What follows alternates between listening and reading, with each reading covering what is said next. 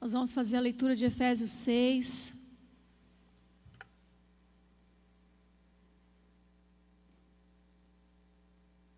A partir do versículo 10. Existe algum visitante entre nós aqui? Estamos em poucos, mas tem algum visitante? Se tiver, se manifeste, levante sua mão. Amém, todos da casa. Glória a Deus. Você que nos assiste, chama a tua família, envia o link dessa mensagem para os seus amigos. É tão bom ser lembrado, é tão bom quando a gente recebe uma mensagem de uma ministração. Ó, irmão, isso aqui vai falar com você. Então faça isso, seja canal de bênção na vida de quem você ama, amém? Efésios 6, versículo 10. No demais, irmãos meus, fortalecei-vos no Senhor e na força do seu poder. Revesti-vos de toda a armadura de Deus, para que possais estar firmes contra as astutas ciladas do diabo. Porque não temos que lutar contra a carne e o sangue, mas sim contra os principados, contra as potestades, contra os príncipes das trevas deste século, contra as hostes espirituais da maldade nos lugares celestiais. Portanto, tomai a armadura de Deus para que possais resistir no dia mau, e havendo feito tudo, ficar firmes. Estai, pois, firmes, tendo cingidos os vossos lombos com a verdade, e vestida a couraça da justiça, e calçados os pés da preparação do evangelho da paz. E aqui o versículo chave da nossa mensagem de hoje. Tomando sobretudo o escudo da fé, com a qual podereis apagar todos os dardos inflamados do maligno. Tomai também o capacete da salvação e a espada do Espírito, que é a palavra de Deus, orando em todo o tempo, com toda a oração e súplica no Espírito, e vigiando nisto com toda a perseverança e súplica por todos os santos. Aleluia! Eu gosto muito de ler Efésios, principalmente dessa passagem. Mas o Senhor, Ele me fez menção sobre essa palavra. Pode sentar, fica à vontade. Tão útil, tão importante para a gente nesses dias. Que é tão conhecido também. Eu creio que muitos que já estão na caminhada, já têm esse entendimento, já foram ministrados. E o Senhor, Ele me fez também, eu ler todo o livro de Efésios para entender o porquê, o para quem e como foi dito, qual o contexto. Porque existe esse empoderamento, existe essa armadura, as armas espirituais. Você lê e você fica até fortalecido e já quer guerrear. Mas existe todo um contexto, uma preparação para isso. Para quem foi remetida essa carta? A igreja de Éfeso. Muitos também falam que é uma carta que circulou entre as igrejas também, não era apenas exclusivo para aquela região. Circulou essa carta. E é algo que está na palavra de Deus, como alerta também para a igreja dos dias de hoje, porque a palavra do Senhor ela é viva e eficaz, ela tem um propósito. Então, todas as vezes que a palavra de Deus ela é ministrada, o Senhor ele tem um porquê, um motivo para hoje, para a tua vida que você que me assiste, você que está aqui. E a igreja de Éfeso, essa região que era muito famosa na época, porque lá estava o templo de Diana, também conhecida como Artemis. Ali era um lugar de peregrinação religiosa, um templo muito famoso, muito conhecido. Eram pessoas que moravam ali, que por essa característica da cidade, dessa adoração a esse ídolo, elas sabiam muito bem o que era o mundo espiritual. Porque havia adoração, havia ali aquele culto pagão, havia oferenda, Muitos acreditavam também que ali era um lugar escolhido, que, né, existia ali um contato com Júpiter, com Zeus, existia todo esse misticismo. Então era um povo que conhecia assim bem o mundo espiritual, um povo que invocava esse mundo espiritual, porque o mundo espiritual é muito mais real que o natural. Até difícil você acreditar que pessoas não acreditam, não entendem que existe esse mundo espiritual, mas existe. Então ali era um lugar de intensa magia, feitiçaria, e isso envolvia, porque era o comércio, era a movimentação mesmo de dinheiro, de recursos ali, pessoas precisavam, né, desse mecanismo de culto, de adoração, desse mecanismo de magia para sobreviver. Então era muito mais que uma religião, que uma adoração, era toda um mecanismo, uma estrutura ali que funcionava em volta disso. E a palavra do Senhor chegou naquele local, a palavra de Deus ela chega em todos os lugares. Quando vem a luz numa treva, que fique. Nós somos portador dessa luz, dessa verdade. Então naquele lugar, pessoas começaram a conhecer o Evangelho.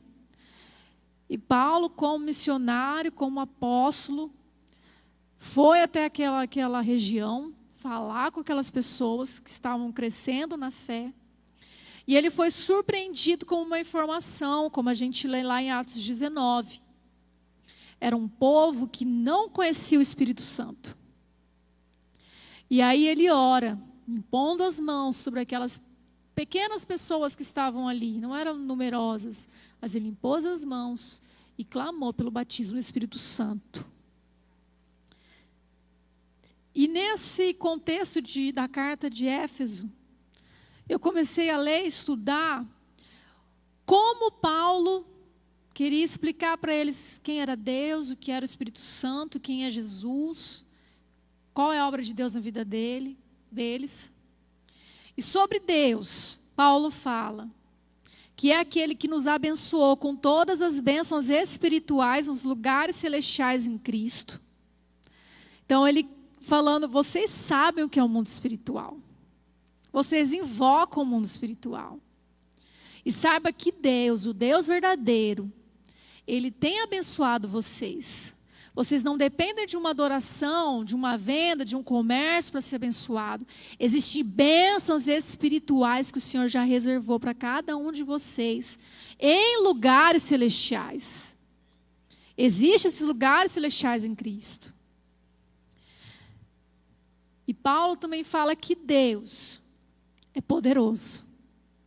Porque era um povo que naquela adoração, naquela invocação no mundo espiritual, com certeza havia a manifestação ali das trevas, agindo com um certo poder, ilimitado poder. Mas Paulo ele vem e fala que Deus ele é o único poderoso para fazer tudo muito mais abundantemente além daquilo que pedimos ou pensamos, segundo o poder que em nós opera. Então ele fala, o Senhor, o Deus que eu sirvo, Ele é mais poderoso. Ele é o Deus vivo, Ele é o Deus presente. E Ele opera muito mais do que vocês imaginam.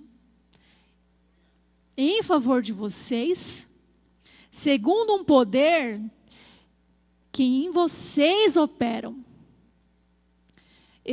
Quando eu era criança, eu gostava muito de estudar, né, mitologia grega. Eu lembro que eu tinha um livro que, né, incentivado pela história, sempre gostei muito de história. E lá naquele livro tinha descrito quem era Zeus, quem era Afrodite, quem era Atenas, cada um daqueles deuses, aquelas histórias, aquelas fábulas. O impressionante é que eram deuses, né, entre aspas, poderosos, mas você não via eles interagindo com pessoas.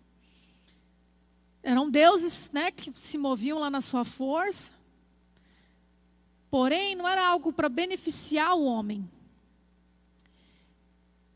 E Paulo ele vem justamente para quebrar essa mentira, para dizer que o nosso Deus é tão poderoso e que Ele opera o poder dEle em nós. Oh, que maravilha essa verdade. É um Deus que Ele é maravilhoso, a gente não tem nem noção, não cabe no nosso entendimento, a consciência, o poder de Deus. Não tem como a gente entender, nem mensurar. Somos limitados para isso. E é um poder tão grande que Ele interage em nós, Ele derrama sobre nós. E Paulo, ele fala sobre o Espírito Santo nessa carta de Éfeso, explicando para aquelas pessoas que o Espírito Santo é o penhor da nossa herança. Ele está explicando, né, como eu falei, essa forma poderosa de Deus, né, desse Deus que a gente leu aqui, que já nos abençoou. E Ele nos abençoou tanto que hoje a gente já está desfrutando de algo que é o penhor. É semelhante ao que tem nos guardado, ao que tem destinado a nós. Mas não é isso, não é apenas isso.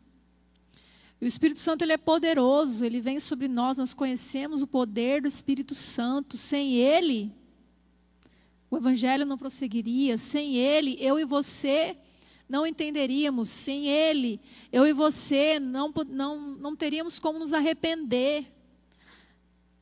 Só apenas o Espírito Santo capaz, é o ministério dele, que traz o convencimento da justiça, do juízo, que traz arrependimento. É o Espírito Santo, o Consolador, o amigo próximo. E ele é algo que está aqui como um penhor, uma garantia daquilo que nós vamos desfrutar na eternidade.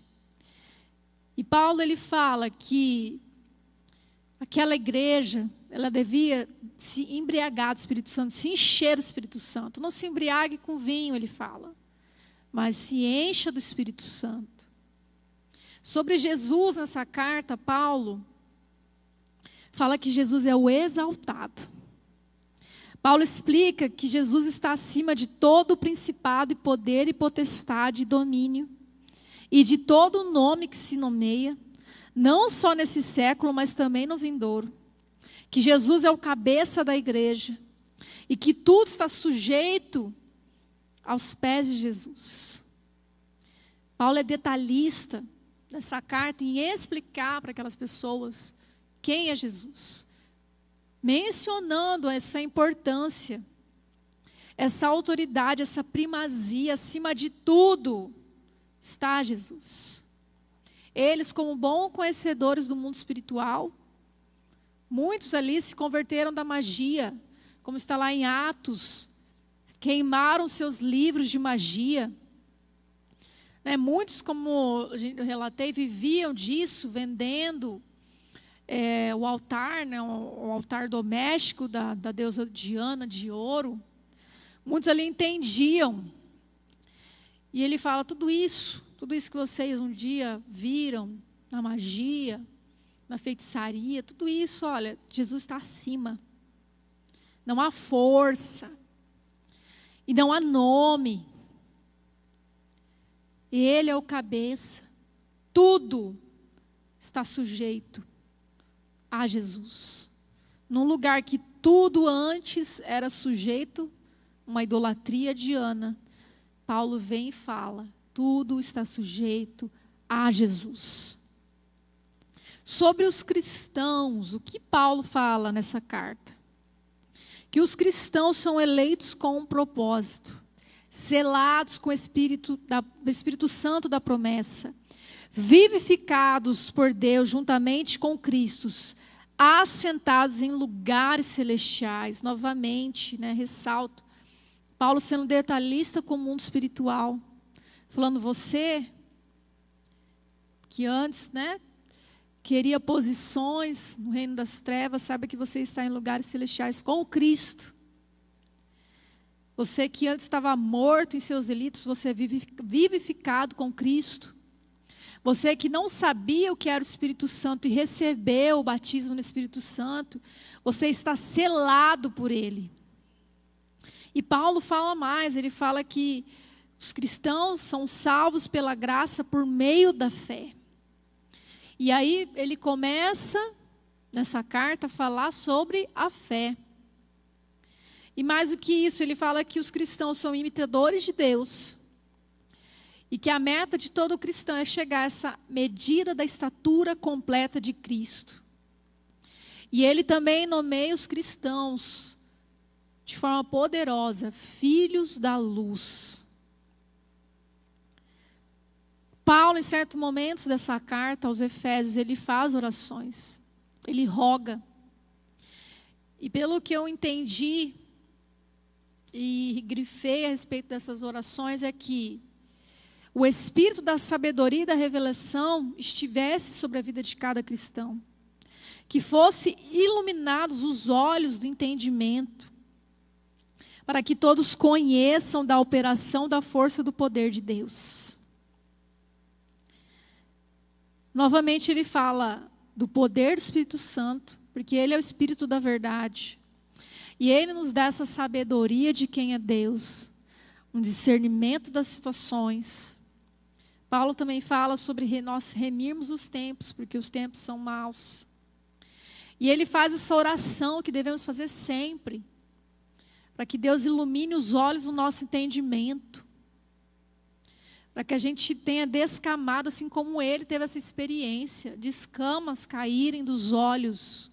Ele, com seu conhecedor da letra, mesmo assim era cego, achando que ele já tinha visto de tudo. Não, a cegueira caiu, as escamas caíram, e ele teve o entendimento de quem era Jesus, do que é o Evangelho, do propósito que ele tem na vida dele.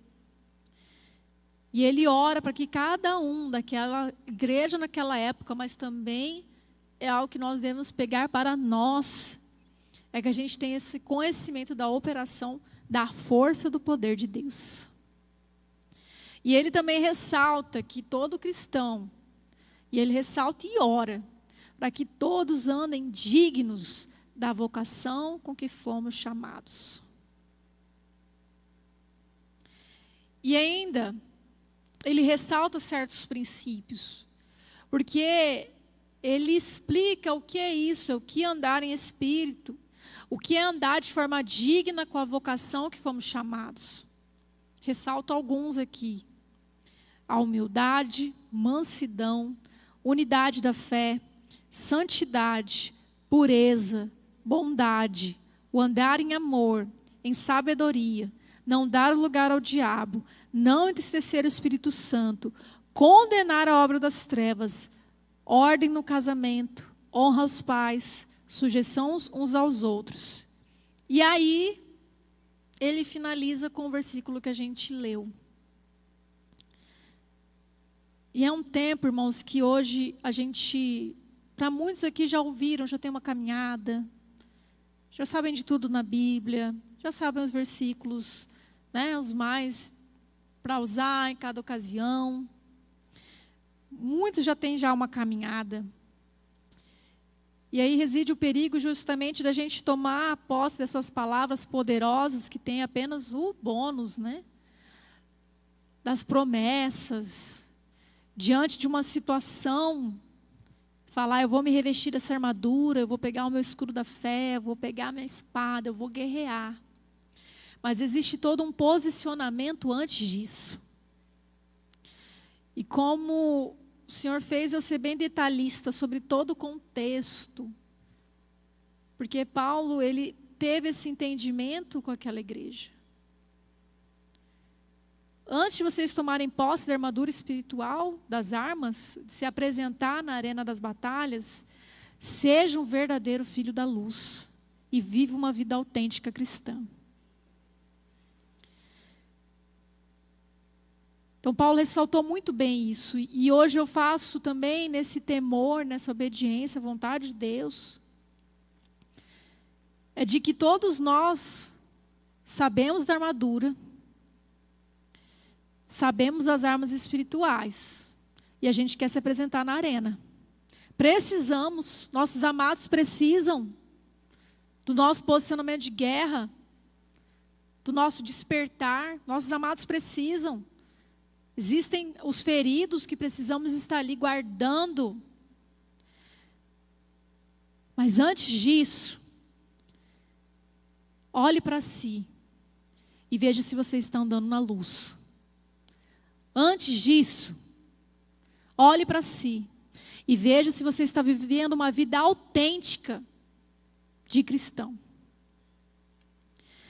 Porque essa igreja que recebeu essa palavra poderosa, e como eu falei, é uma das palavras que eu mais gosto na Bíblia, de ler e me fortalece. É uma igreja que foi elogiada lá em Apocalipse por rejeitar a obra dos nicolaítas. E os nicolaítas eram aqueles que aceitavam o pecado na igreja. Eram aqueles que incentivavam a busca pelo prazer, a exaltação do prazer. E você não precisa nem rejeitar a palavra por isso. Vive essa vida dupla. Seja o prazer, né, a tua motivação, mas nem por isso abandona a fé. Então, os nicolaítas não eram aqueles que pregavam contra Jesus. Era uma heresia, uma distorção. Principalmente para levar as pessoas para o engano. De achar que a vida cristã é um ritual, uma religião, um rito. A vida cristã, ela é contínua. Ela é mudança e transformação. Então, Paulo, nessa carta, nos seus ensinos, ele enviou Timóteo para pastorear aquela igreja. E assim como nós vemos em Atos, é uma igreja que as conversões, no momento que as pessoas se convertiam, elas iam publicamente ali renunciar às velhas práticas. Iam publicamente ali falando, eu antes prostituía, não prostituo mais, porque eu conheci Jesus. Antes eu roubava, não roubo mais, restituo quem roubei. Não era assim, né? Tem gente que o testemunho você vai saber depois de anos, né? Da onde a pessoa veio, o que ela fez. Só quando começa a pipocar o negócio, aí começa a lembrar das coisas, aí é verdade, né? Eu fiz tal coisa lá, mas eu estava no engano, né? A gente quer manter muitas coisas até em off. Preferível não tocar no assunto, sou nova criatura. Mas você já confessou publicamente suas velhas práticas, você se arrependeu, confessou para o Senhor, teve uma postura de arrependimento, de transformação. E essa igreja foi elogiada por isso. Porque lá no início houve esse ensino. Vocês sabem o mundo espiritual, vamos lá guerrear. Não, Paulo, antes disso, isso é o final. Isso é o conselho final para vocês. Antes, existe aqui todos uns princípios. Existe toda uma caminhada. Primeiro, ordem na sua casa. Mulheres, sejam sujeitas aos seus maridos.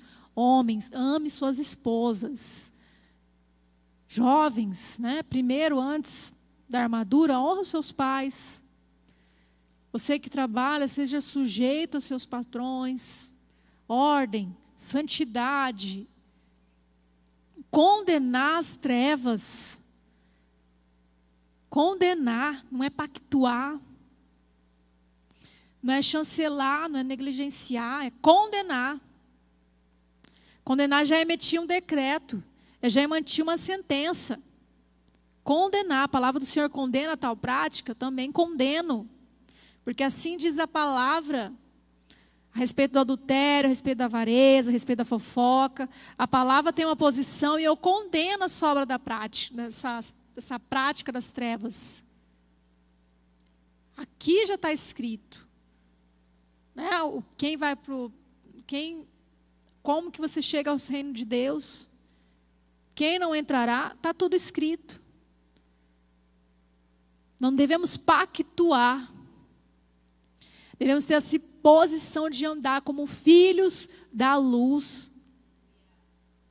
Não ter uma vida em que você precisa ocultar situações para manter uma reputação. Se o trem está pipocando na sua casa, para tudo então. Conserta. Reconcilia, libera perdão. Quando eu entro na batalha, começa a pipocar as coisas lá em casa. Então, conserta antes de entrar. por que está acontecendo? Vamos sondar, vamos tratar, vamos alinhar. O Senhor precisa dos seus soldados nesse tempo. Mas soldados alinhados, que primeiramente são chamados de filhos da luz, antes de guerreiros. E como detalhe também, como um versículo que ele fala, sobretudo, abrace o escudo da fé. Um ressalto, um detalhe ali que salta aos olhos quando a gente lê. E ela é considerada essencial por Paulo, porque representa a chance de sobrevivência de um soldado. Vocês sabiam disso? Ele ali tinha, o Paulo a descrever, a gente sabe muito bem disso, que ele tinha os soldados, né, romanos como referência sobre todo esse paramento, essa roupa, essa vestimenta, sobre o posicionamento de guerra. Paulo, estudioso, sabia, entendia. E ele ressalta a respeito do escudo, porque até uma armadura mais resistente, mais alinhada, se a pessoa não vai para o combate tendo posse de um escudo, se um batalhão não vai tendo posse de escudo, ficam vulneráveis a todo tipo de ataque, principalmente os mais sutis e os mais imprevistos. Porque o escudo, ele era manejado com uma sabedoria. Ele, nesse contexto, ele fala do grande escudo, não um escudo portátil, na mão, pequeno. Era de um grande escudo que Paulo estava falando. E é um recurso que numa batalha se usa no momento certo, com sabedoria. E principalmente para aplacar setas inflamadas, flechas. E é não apenas para aplacar. Porque veja bem, uma seta inflamada, que tem a sua velocidade, que você às vezes vai perceber quando está perto, aonde ela cair, ela vai causar um incêndio. Então, o escudo não apenas para proteger uma vida, mas ele era feito também com material, com 2 folhas de madeira, ou então com couro de animais, porém molhado, encharcado, para além de derrubar a flecha, torná-la inútil. Porque ela era lançada para destruir, seja pessoas ou coisas.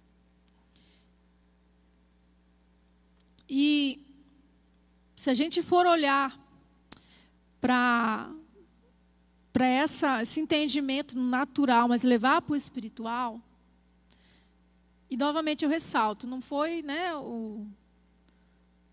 alguém que você desconhece, né, que você fala, quem que é esse que escreveu isso, não tem vida com Deus, né? Era alguém que foi arrebatado até o 3º céus, alguém de conhecimento profundo, alguém que buscava e vivia em revelação, alguém cujo próprio Senhor Jesus falou com ele, e ele teve esse discernimento a respeito de armadura, e ele descreveu.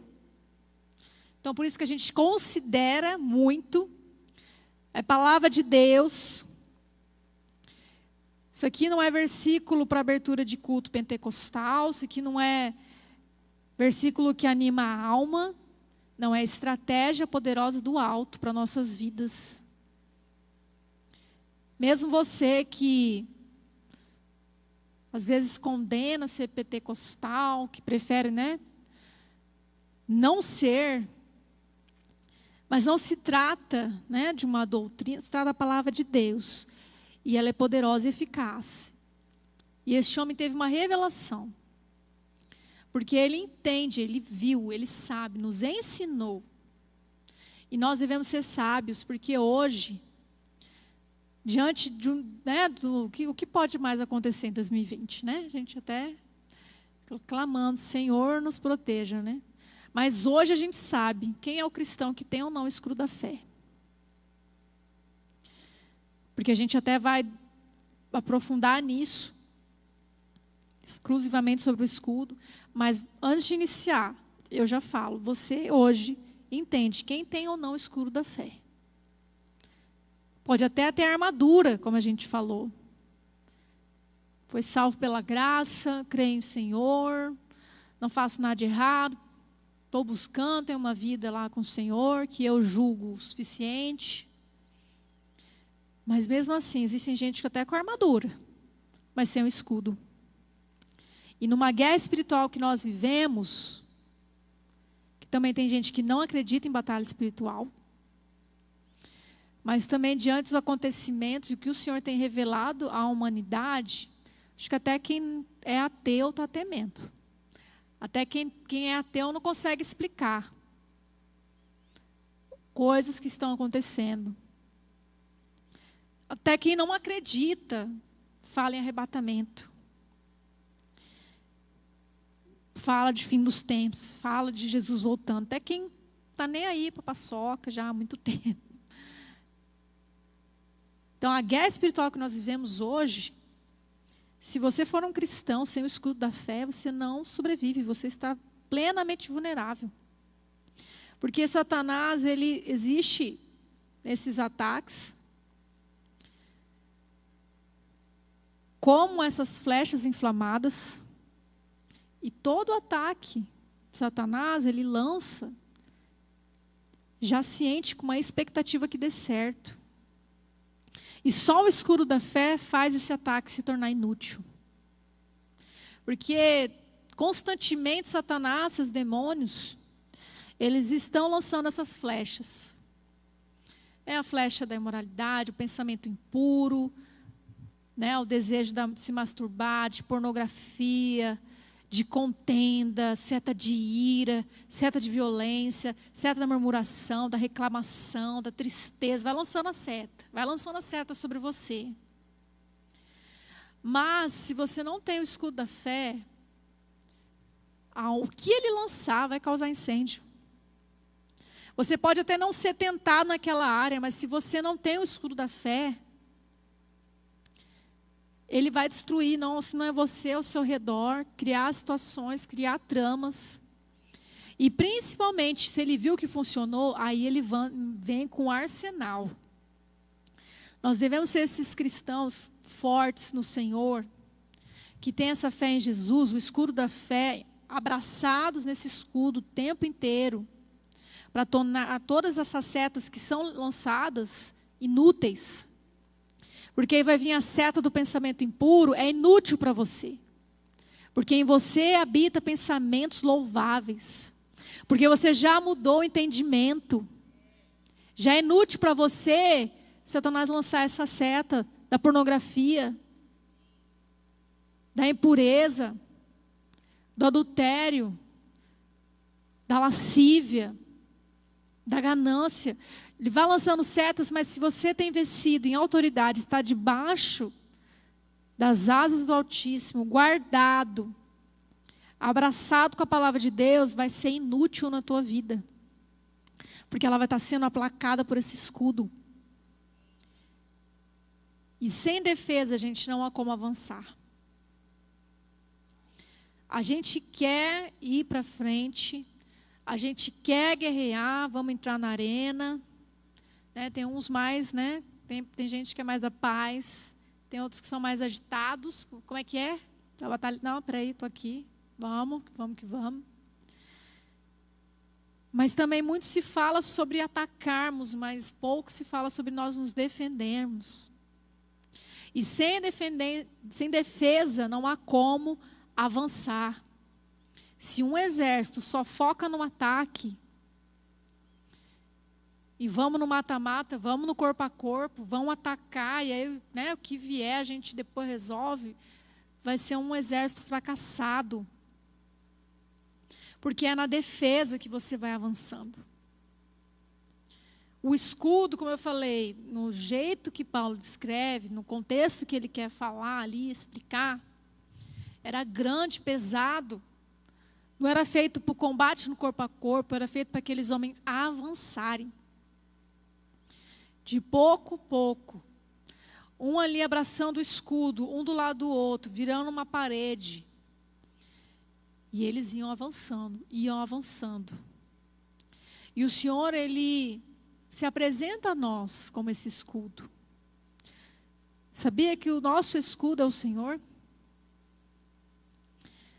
Lá em Provérbios 35 fala: toda palavra de Deus é pura, escudo para os que confiam nele.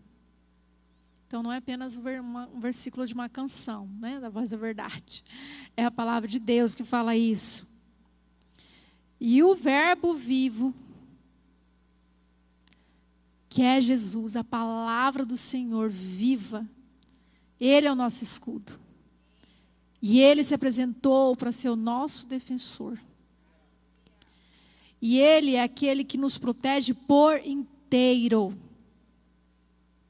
Se você crê, tem essa fé nele. Se você habita nesse esconderijo, se você vive na luz, uma vida autêntica, você está protegido por inteiro. Assim como está na carta de Hebreus, Ele é o autor e consumador da fé.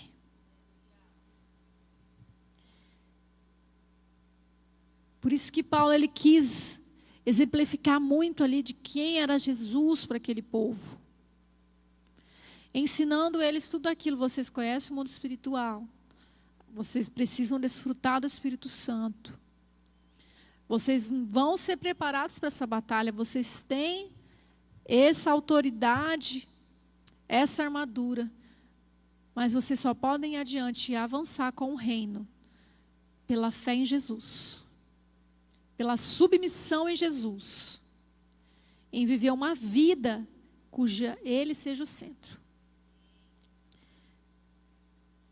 E sobre a fé, a gente tem falado muito disso nesses dias. O apóstolo Luiz Hermínio tem essa pregação, a cura da fé. Eu ainda não assisti todas as pregações dele com esse tema.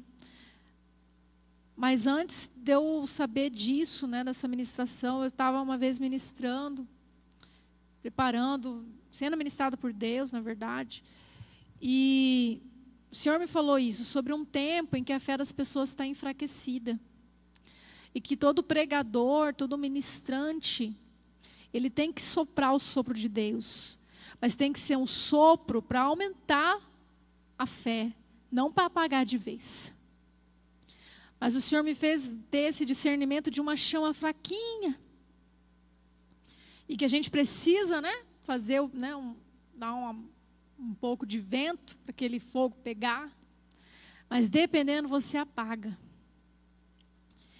E nesses dias que nós precisamos tanto de fé, que é como eu falei, muitos visivelmente não estão abraçados com o escudo da fé.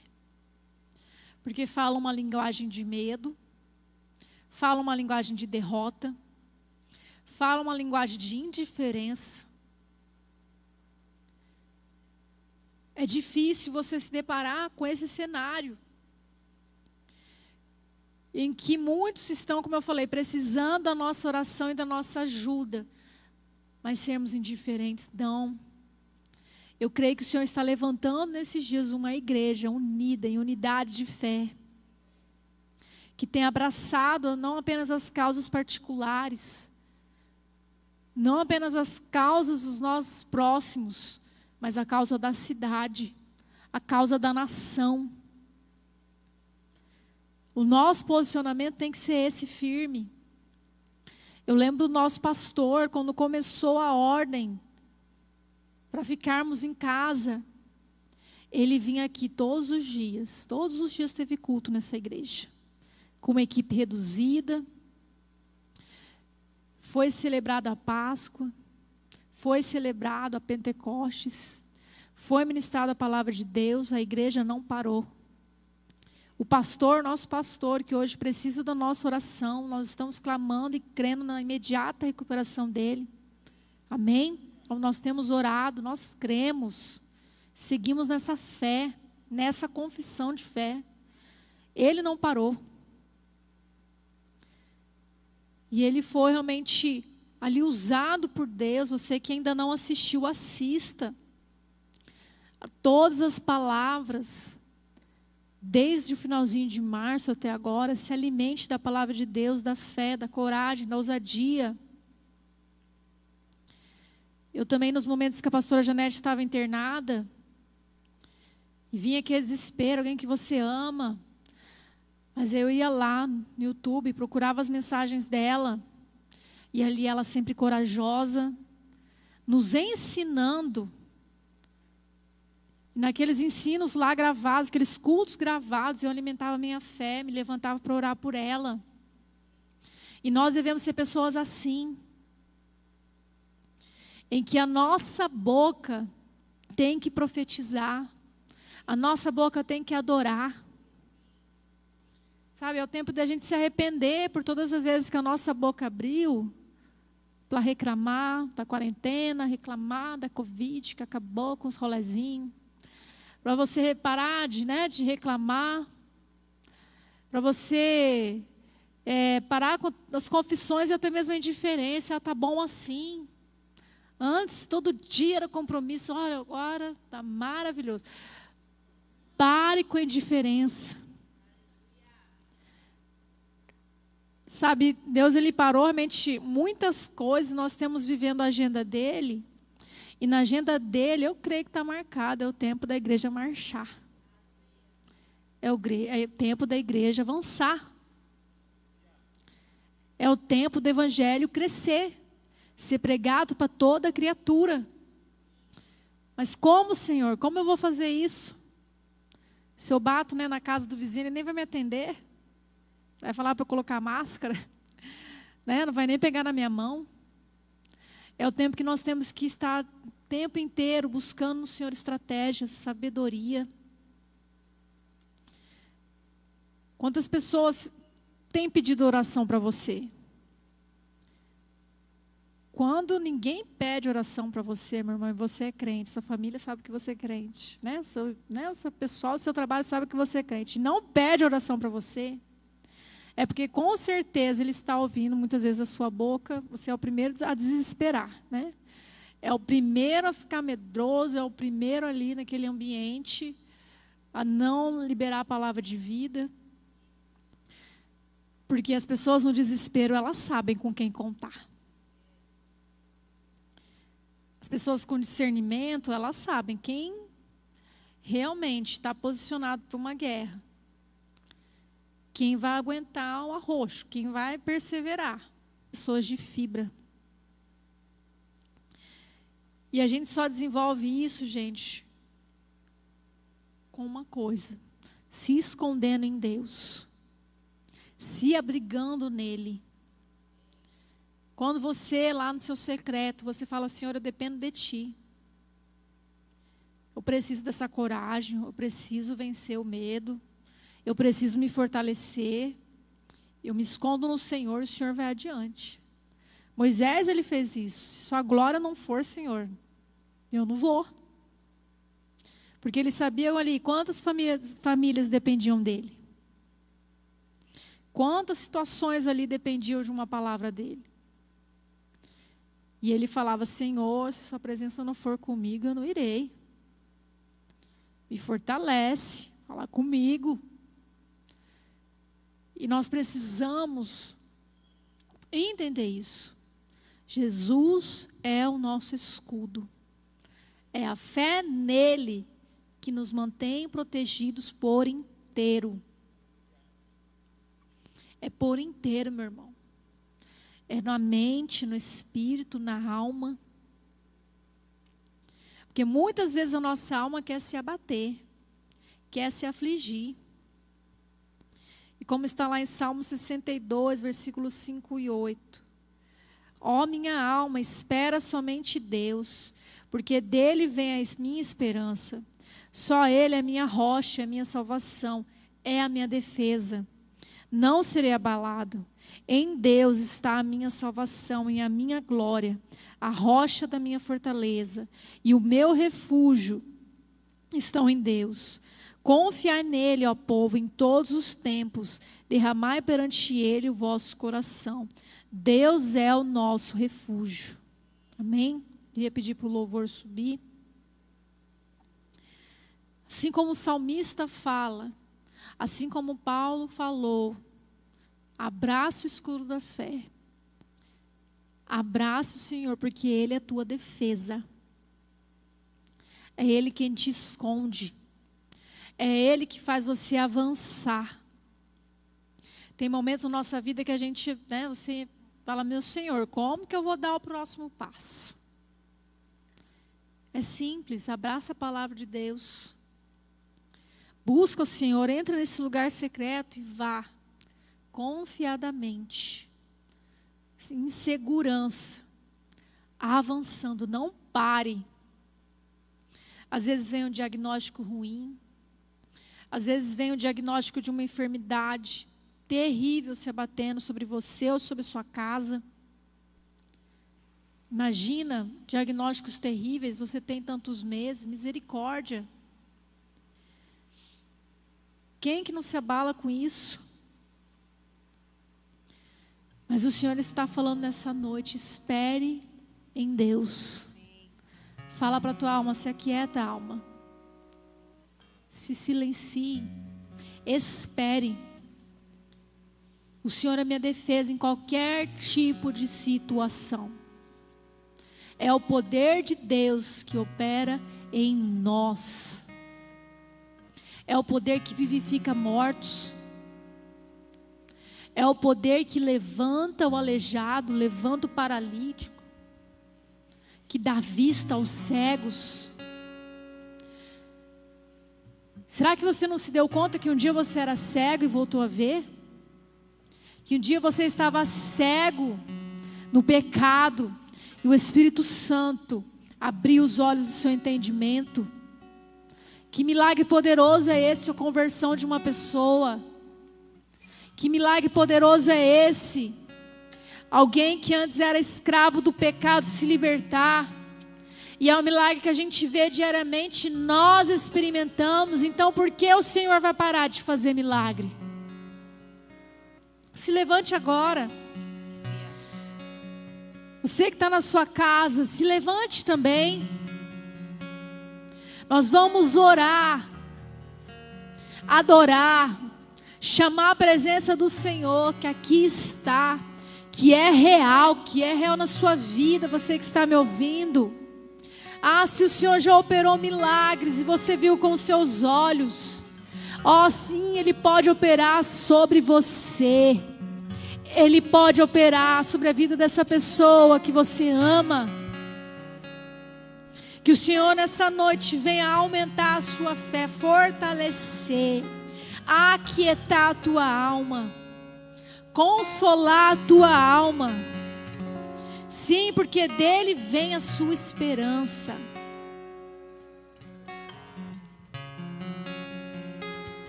Ele é a tua rocha. O salmista fala muito isso, muitas vezes ele é o nosso refúgio. Porque há muitas situações que a gente quer mais se esconder, que a gente quer mais buscar um lugar de proteção. E o Senhor já falou, eu sou o seu refúgio, vem a mim, todo que está sobrecarregado, todo aquele que está angustiado, que Ele vai aliviar. Ele vai dar sim vestes de louvor, ao invés de espírito angustiado. Sim, Ele quer chamar nesse tempo cristãos para que eles tenham uma vida autêntica, uma vida na luz, condenando as trevas. Sim, Senhor, que nesse tempo seja o tempo em que haja um grande arrependimento. Um grande arrependimento, Senhor, sobre esse país. Um grande arrependimento sobre as nações. Por todas as vezes, Senhor, que a igreja, Senhor, não se portou, Deus, como filha da luz. Sim, Senhor, por cada cristão, Senhor, que não viveu uma vida autêntica, em humildade, pureza, santidade, em alinhamento na casa, em alinhamento nas finanças. Sim, Senhor, nós nos arrependemos, Senhor. Nos arrependemos, Pai. Oh, Deus, porque antes de toda a luta precisamos nos arrepender, precisamos nos alinhar. Porque antes de toda a luta, Senhor, nós precisamos, oh Pai, que o Senhor nos trate, que o Senhor nos fortaleça, que o Senhor dê vigor e principalmente autoridade, Pai. Autoridade sobre nós, Senhor.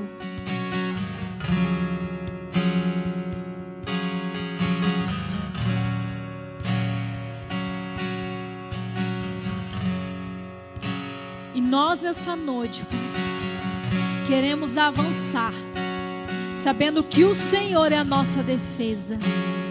Queremos avançar, Senhor, como o escudo da fé. Oh, Senhor, nós sabemos e te glorificamos pela armadura que nos reveste da cabeça à ponta dos pés.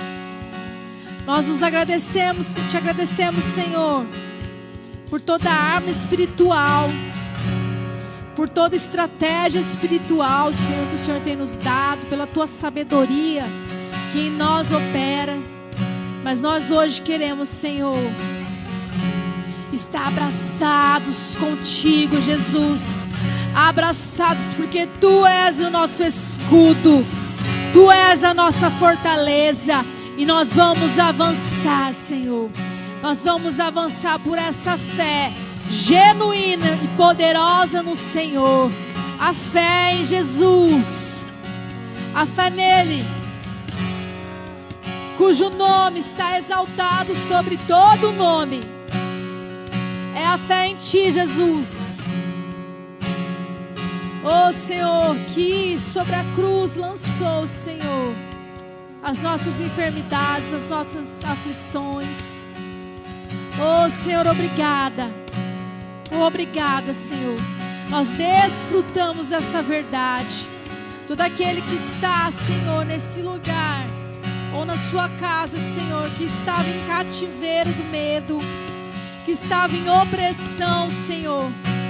Oh Pai, eu sei como que esse vírus oprime, com cansaço, com desânimo. Em nome de Jesus, se há pessoas aprisionadas nas casas, se há pessoas opressas na casa, por causa desse vírus, Senhor, vá, Senhor, liberando o alívio, vai dando fortalecimento, Senhor, o fortalecimento na alma, no corpo, no sistema imunológico, e que essa opressão saia em nome de Jesus. Que todo medo, oh Senhor, que as pessoas saiam desse cativeiro, dessa paralisia. E meu clamor nessa noite também, Senhor, é para que não haja indiferença, mas que haja, Senhor, esse amor ardente uns pelos outros, esse cuidado, essa misericórdia.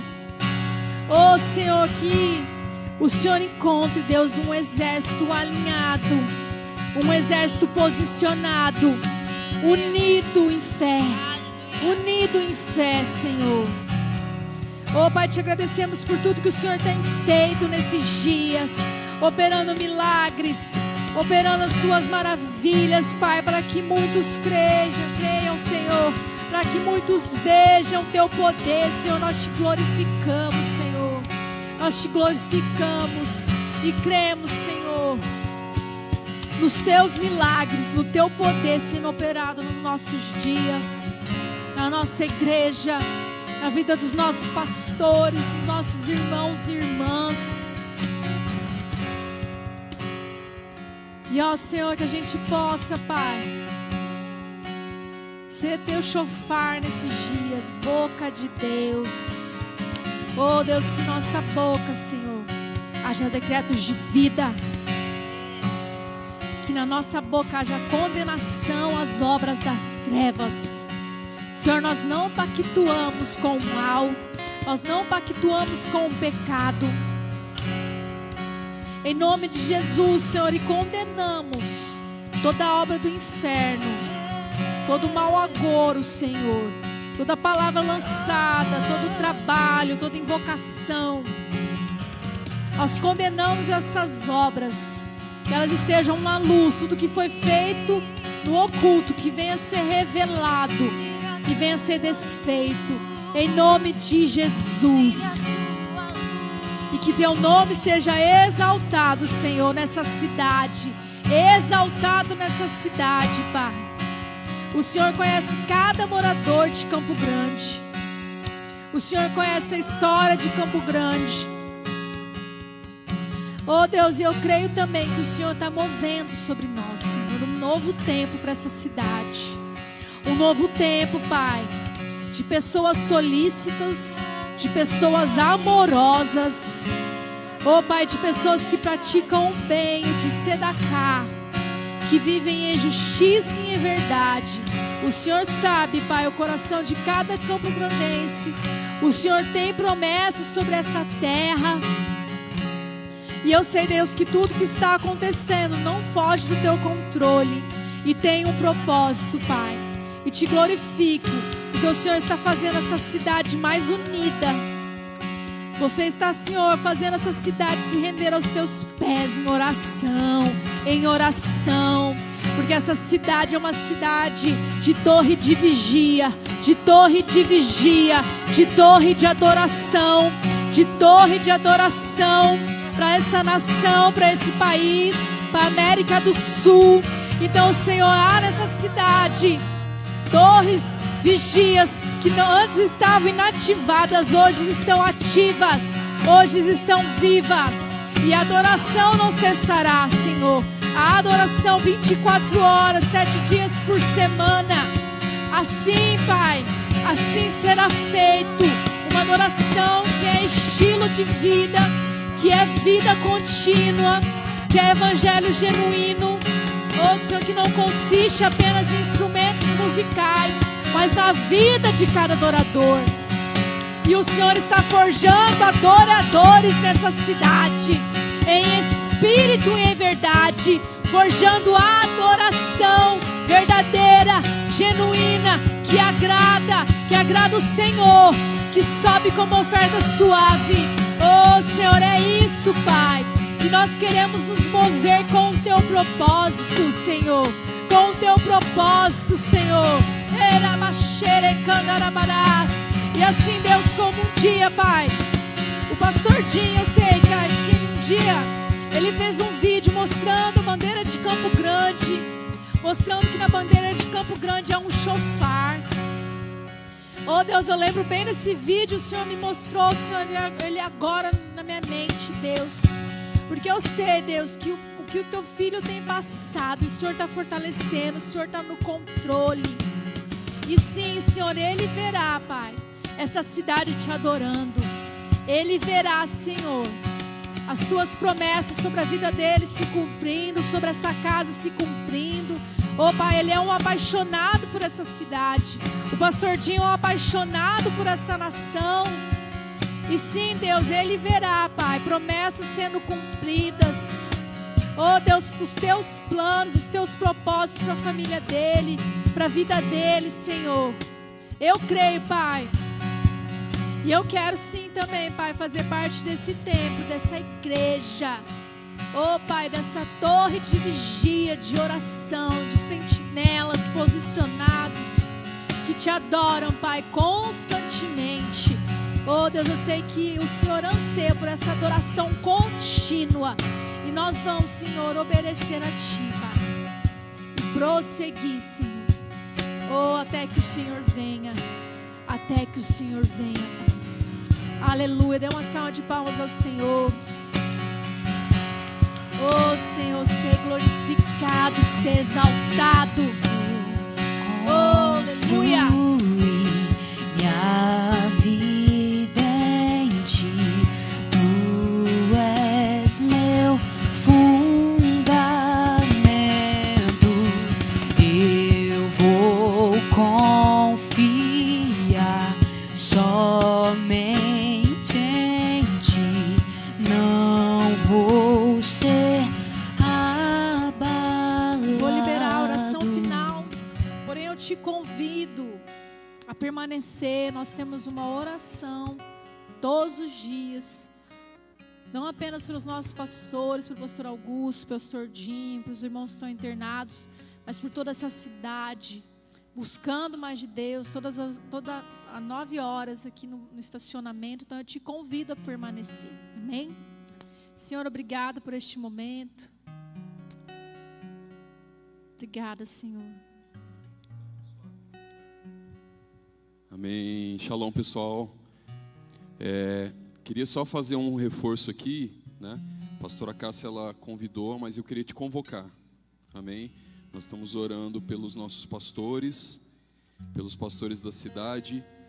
A informação até anteontem é que dos 400 e poucos líderes e pastores de Campo Grande, 31 estavam internados.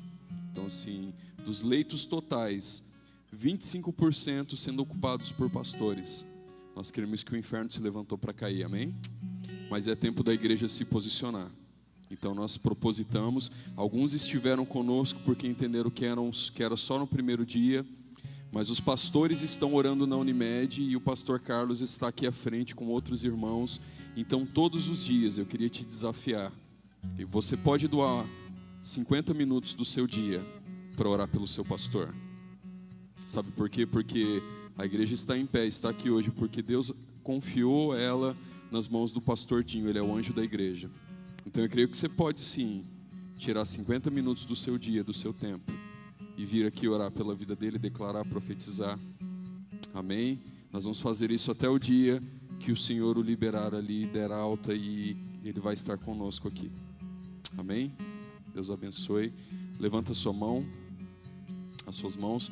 Pai amado e santo, nós queremos te agradecer pela palavra, pelo culto, pela vida do nosso pastor. E quero pedir que a bênção do Senhor seja sobre as nossas vidas, Pai, que nós possamos ir em paz, debaixo da Tua graça. Senhor, nos dá as armas necessárias para vencer essa guerra como igreja.